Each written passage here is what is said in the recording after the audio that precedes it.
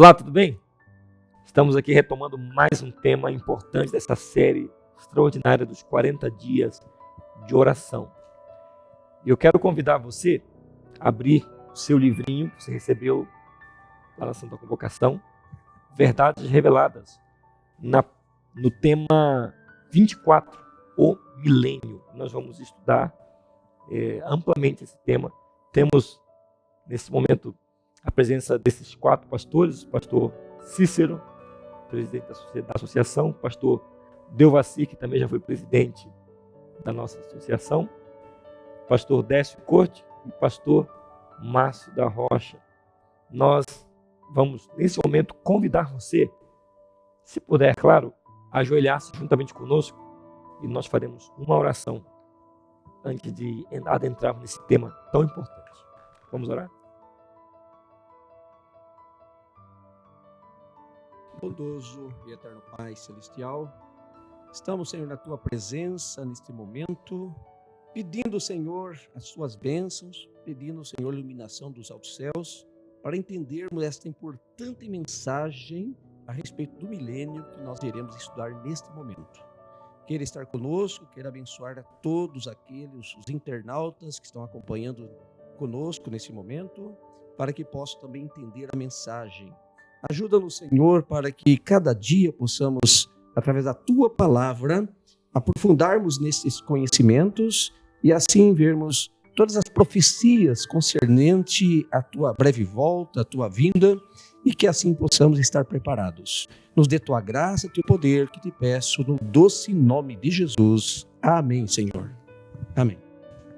Bom, dentro desse tema milênio, vamos abordar vários pontos que são importantíssimos, são cruciais nesse momento para o nosso entendimento. Eu quero começar aqui pedindo que o pastor Delvaci responda para nós. O que é o milênio? O milênio, na verdade, é um espaço, de 1000 anos. Então, a Bíblia apresenta essa verdade. Esse período ele começa com a volta de Cristo, a segunda volta de Cristo a esta terra. E quando se dá, então, a ressurreição dos justos, e os ímpios que estiverem vivos, então, são mortos. A partir daí, desse evento, começa-se, então, a contagem dos 1000 anos. 1000 anos literais, são simbólicos, porque existe uma vertente no mundo religioso que aplica esses 1000 anos como sendo simbólico. Outra vertente diz que esses 1000 anos já começou, mas como o senhor bem explicou, ele se inaugura esse período com a vinda de Jesus, né? Mas esses 1000 anos são literais ou proféticos? Nós entendemos pela Bíblia que eles são literais, né? É realmente 1000 anos, né? E tanto a Bíblia como o Espírito de Profecia confirma, né, esta verdade. Pastor Márcio, nesse período de 1000 anos, como nós vimos no estudo anterior, Jesus volta, como Deus explicou muito bem, Jesus volta e inaugura o período de 1000 anos. Os ímpios vivos, que estavam vivos até a volta de Jesus, morrem, né, por ocasião da manifestação da glória de Cristo, e a terra vai ficar... Como a terra fica nesse período? Como que vai ficar a terra nesse período de 1000 anos? Jeremias, ele é bem claro, né? Deixa eu só abrir aqui o texto que eu gostaria de ler. Jeremias diz assim, que Jeremias capítulo 4, em visão, ele diz assim para nós, ele diz que observou a terra e diz que ela estava vazia. Então, Jeremias ele é bem enfático nessa colocação, né? Ele diz assim, observei a terra e eis que estava assolada e vazia, e o céu já não tinha sua luz. Observei os montes e eis que estavam tremendo, e todos os outeiros estremeciam. Observei e vi que homem nenhum havia, e que todas as aves do céu tinham fugido. Vi também que a terra fértil era um deserto, e que todas as aves, suas cidades, estavam derribadas diante do Senhor, diante do furor da sua ira. Então, nesse momento, a terra fica como um deserto, vazio, sem nada, né? E não tem. E aquelas pessoas que morreram, o que acontece com elas, né? No capítulo, diz assim que não tinha quem pranteasse ou quem recolhesse os mortos, né? Então fica sobre a terra tipo um estrume, né? Não tem mais como quem enterre eles, quem chore por eles, né? Vai ficar totalmente desolada e vazia. Aquela vastidão de ímpios, uns amontoados sobre os outros. Não vai ter ninguém, né? Porque os salvos, como foi falado, né? Quando o Cristo voltar, está em Tessalonicenses, eles sobem com Jesus, né? Os ímpios, eles morrem e não tem ninguém que faça esse trabalho. Então fica aqui, a terra fica vazia, né? Sem ninguém que possa fazer mais nada por eles. E nesse tempo também a terra não terá mais a luz do sol. Se não tem luz do sol, também não tem a luz da lua. A terra se tornará um completo globo de trevas, completa escuridão. E, irmão Cícero, o que Satanás e os seus anjos vão ficar fazendo nesse período aqui? Porque, ó, não tem mais ninguém vivo. O que eles vão ficar fazendo nesses 1000 anos aqui? Vai ser um período de sofrimento muito grande para ele, né? Para eles, porque não tem o que fazer mais. Ele, não sei depois se vai surgir essa pergunta, mas ele vai ficar preso. A Bíblia diz que ele vai ficar preso, né? Encarcerado. Não pode mais sair daqui. Então não pode ir a outros planetas. O poder dele ficará limitado. Ficará limitado aqui. E eles vão ficar vagueando durante 1000 anos, vendo a obra que eles fizeram. Uma obra de destruição. A terra totalmente escura, totalmente desnivelada, totalmente transtornada, e os ímpios mortos de uma ponta a outra, né? Eles vão ficar aqui vagueando durante 1000 anos, refletindo no que ele fez, no que eles fizeram. Então vai ser muito sofrimento para ele. Interessante que quando Lúcifer começou a rebelião dele contra Deus no céu, ele imaginava que ele teria um reino, né? Que ele seria o governante, que ele talvez passou na mente dele por algum momento que ele subsistiria nesse reino por eternamente. Ele seria como um Deus. Não, até mesmo quando ele foi tentar Jesus, ele se prostrado de me adorar e darei tudo, né? Ele se considerava o dono desse mundo, né? O governador da terra, né? Tanto que ele ofereceu a Jesus, né? Então é importante isso que o senhor falou. Então o milênio é uma maneira de Deus mostrar para ele quem manda de verdade, né? Uma maneira de Deus mostrar para ele quem que dá as ordens. Deus vai mostrar quem manda de verdade e também vai mostrar o resultado da administração dele. Péssima administração. Bom, a terra toda desolada, os ímpios todos mortos, um amontoado de cadáveres para todo canto, Satanás e seus anjos vagueando de um lado para o outro, refletindo na obra da péssima administração, né, como você falou, a péssima gestão deles nesse mundo. Mas e os justos que foram para o céu, pastor Décio? O que eles estão fazendo lá no céu? Eles estarão julgando os próprios que ficaram aqui nessa terra, né? Durante 1000 anos estarão junto com os anjos julgando o processo de julgamento, né? E claro, e depois desses 1000 anos, aí que Jesus volta novamente, né? Para retribuir aquilo que os ímpios fizeram, né? Ou seja, irão ressuscitar e, claro, Deus dará as contas, né? Ou seja, o fogo destruirá. Irmão, a gente comenta que nesse período de 1000 anos, se eu me corrigir se eu estiver equivocado, cada pessoa julgará a sua própria geração, né? Nós julgaremos a nossa geração, o Noé julgará a geração dele, porque cada um teve uma experiência diferente, né? Viveu uma experiência diferente, né?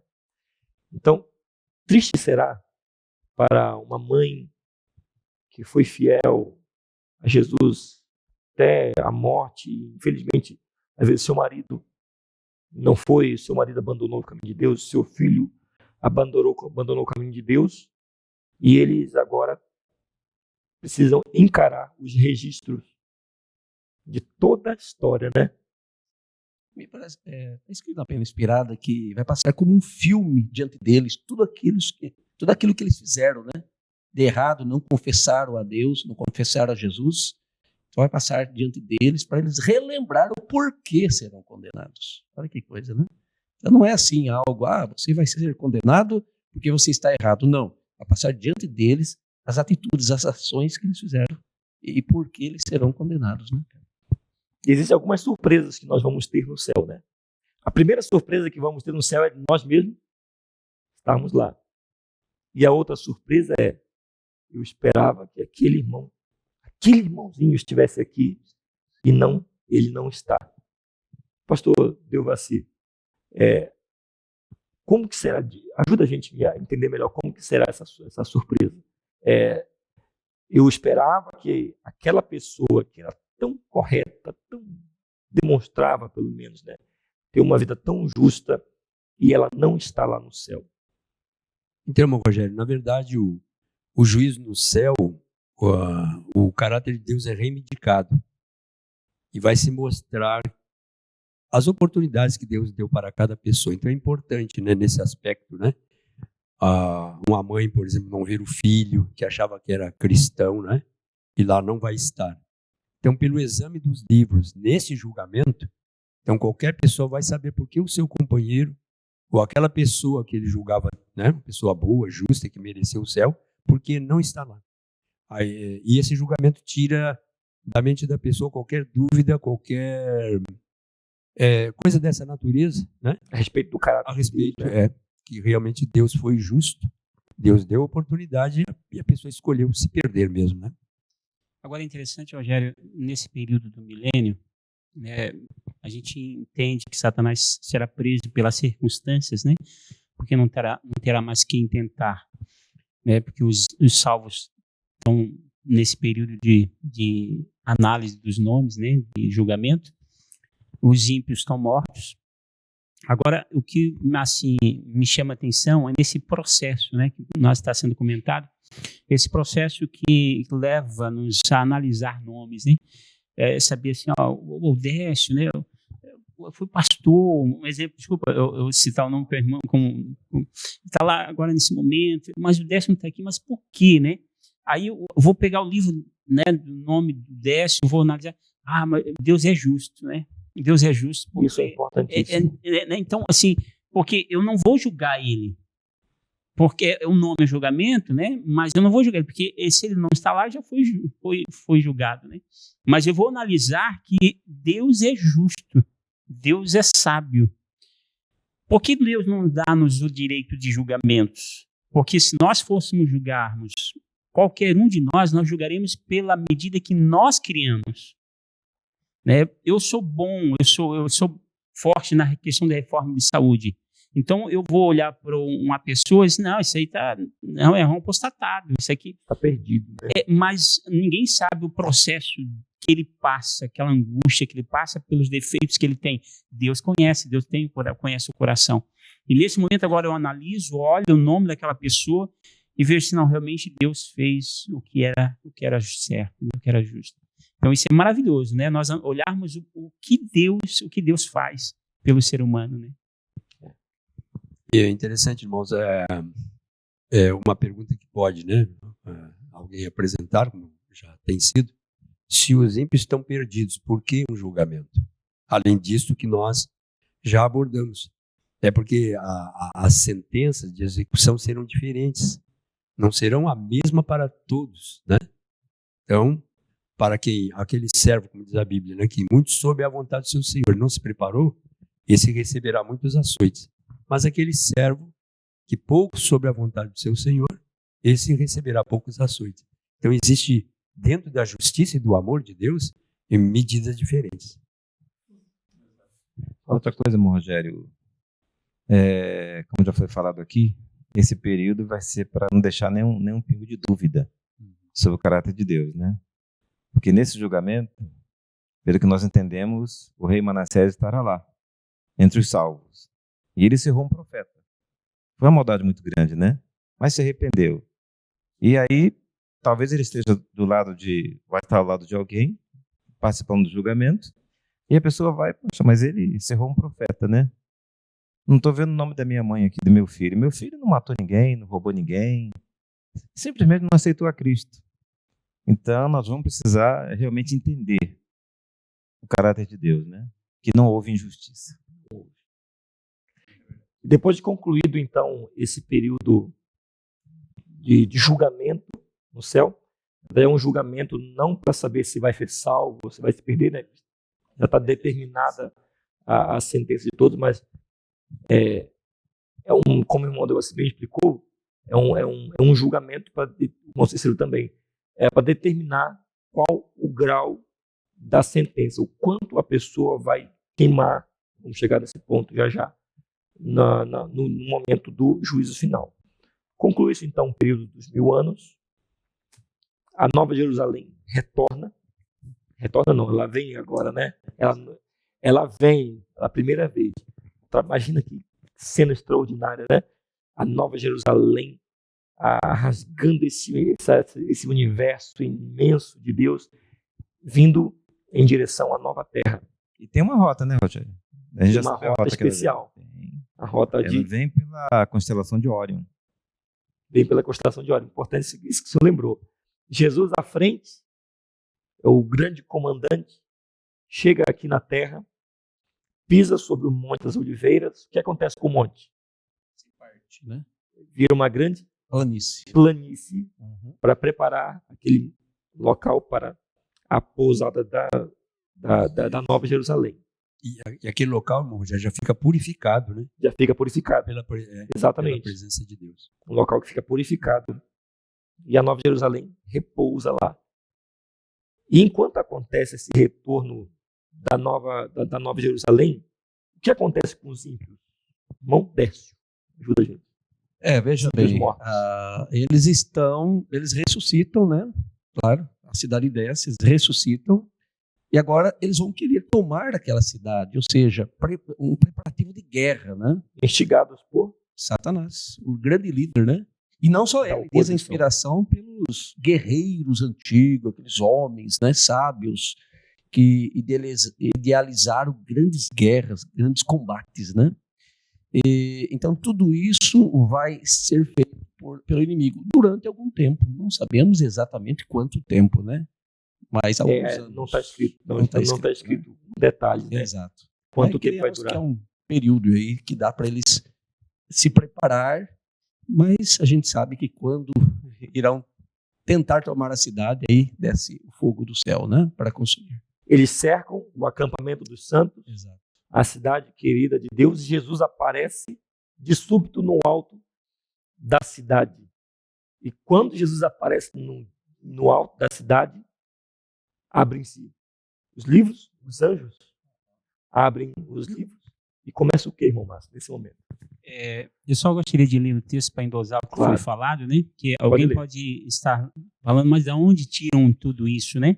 Está escrito em Apocalipse capítulo 20, verso 7. 20, verso 7 em diante, diz: acabando 1000 anos, Satanás é solto da sua prisão. Por quê? Jesus ressuscita os ímpios para que eles ouçam a sentença. E diz: e sairá a enganar as nações que está sobre os 4 cantos da terra, Gog e Magog, cujo número é como a areia do mar, para os ajuntar na batalha. E subiram sobre a largura da terra e cercaram o arraial dos santos, a cidade amada, mas desceu fogo, enxofre e os devorou. Então, quer dizer, nesse processo, né, agora eles têm esse período, né, que foi falado, num período, não sabemos quanto tempo ele vai fazer para ter esse período de arregimentar, fazer tudo isso. Né? Ele vai sair enganando, dizendo: eu ressuscitei vocês, tal, nós somos a maioria, né, parafraseando o assunto. E agora eles iam tentar agora atacar a nova cidade, a cidade santa, e desce fogo e enxofre e consome a todos, né? E agora extingue todos, né? Será uma cena muito triste, né? triste, porque essa seria uma obra estranha, totalmente estranha para Deus, né? Destruir, né? Totalmente estranha, que Deus ele é o autor da vida, ele não tem prazer na morte do ímpio, mas é algo que a sua justiça demanda, né? Mas até nessa estranha obra que a própria Escritura diz, né? Deus fará sua estranha obra. Nós vimos o amor de Deus, né? Porque um ímpio, né, que é acostumado com sua luxúria, com suas bebedice, sua vida de vício, depravação, no céu ele não vai ser feliz, né? Então, por amor ao ímpio, ele não tem como levar para lá. E Deus mesmo, ele quer destruir o pecado. Mas essas pessoas estavam tão arraigadas ao pecado, tão presas ao pecado, que ele vai ser destruído junto com o pecado, né? Porque eles não largaram, não se libertaram do pecado, né? Mas mesmo na destruição do ímpio, é o amor de Deus manifestado. Uma demonstração de amor. É interessante, irmãos, que neste momento, é como disse um pensamento, né? Aquilo que é para os ímpios, né? Aquilo que eles poderiam ter alcançado pela graça, né? Agora eles querem tomar pela força, né? Quando fazem todo esse projeto, esse plano de tomar a cidade santa. Importante que o senhor falou. E outra coisa, hoje as pessoas passam por esse mundo e questão de salvação e perdição, muitas vezes a mente da pessoa não sabe avaliar muito bem isso. Mas lá nessa ocasião, claro que tarde demais, eles vão ver o quanto perderam, né? E quanto valeria eles terem entregado a vida a Jesus para fazer a vontade de Deus. Mas não tem mais oportunidade, né?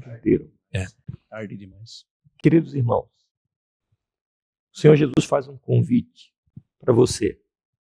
O convite é para que você aceite a salvação, aceite o seu perdão, aceite a sua graça, para que neste dia, no dia do juízo final, você esteja com todos os santos, com todos os justos, dentro da cidade. Aqueles que estarão dentro da cidade, da Nova Jerusalém, estarão abrigados e protegidos da destruição, como Noé esteve protegido e abrigado da destruição dentro da arca. A grande arca de salvação, a grande oportunidade de salvação foi oferecida por Cristo Jesus naquela cruz e é oferecida ainda hoje para você.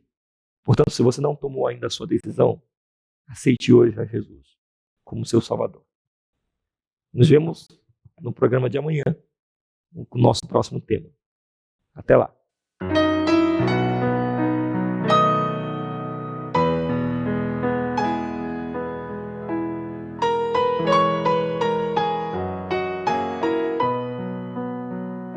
Quando Deus fizer chamada para os santos seus reunir, ver-nos-emos junto ao cristalino mar.